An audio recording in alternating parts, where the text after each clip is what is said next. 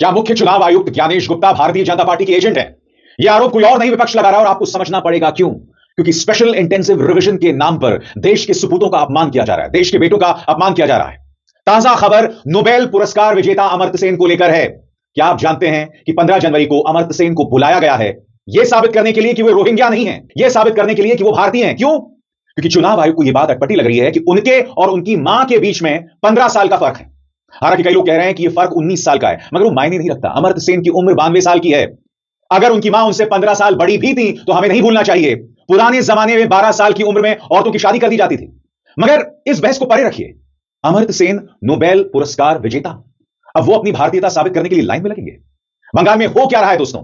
याद कीजिएगा, मोहम्मद शमी को भी बुलाया गया है। जी हां, जिनकी वजह से हम 2023 के वर्ल्ड कप के फाइनल में पहुंचे थे, उस मोहम्मद शमी को भी बुलाया गया है। संजीव भट्टाचार्य जो कि कारगिल के वॉर हीरो हैं, संजीव भट्टाचार्य भी लाइन में लगे थे इसी तरह से। ज्ञानेश गुप्ता की यह प्रक्रिया आखिर कर क्या रही है?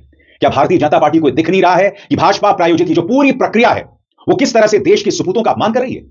सबसे पहले बात करना चाहता हूं अमर्त्य सेन की दोस्तों।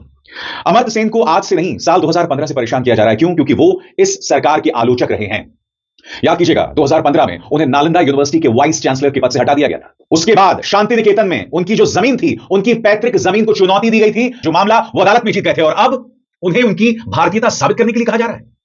ज्ञानेश गुप्ता को 36 तोपों की सलामी, भारतीय जनता पार्टी को 36 तोपों की सलामी। विपक्ष इस बात को लेकर नाराज है। कांग्रेस कहती है एसआईआर की धांधली को समझिए। चुनाव आयोग ने नोबेल पुरस्कार विजेता अमर्त्य सेन को अपनी नागरिकता साबित करने को कहा है। बाकायदा इसके लिए उन्हें नोटिस भेजा गया है। ज्ञानेश गुप्ता ने चुनाव आयोग की साख पर भट्टा लगा दिया है, वो सिर्फ इसलिए कि उन्हें अपने मालिक मोदी को खुश करना है। अमर्त्य सेन को नोटिस भेजना दुखद है। चुनाव आयोग और नरेंद्र मोदी को इसके लिए माफी मांगनी चाहिए।